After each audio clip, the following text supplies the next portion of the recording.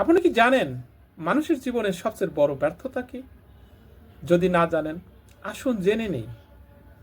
এর প্রধান কারণ হচ্ছে আমরা আমাদেরকে এক অন্ধ সমীকরণের মাঝে বেঁধে ফেলেছি, যেটার থেকে আমরা কোনোভাবেই বের হতে পারছি না।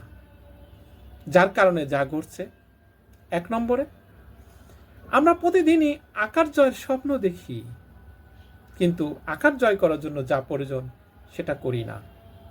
2 নম্বর, আমরা সঠিক পরিকল্পনা করি না। যা বা পরিকল্পনা করি সেটা সঠিক বাস্তবায়ন করি না।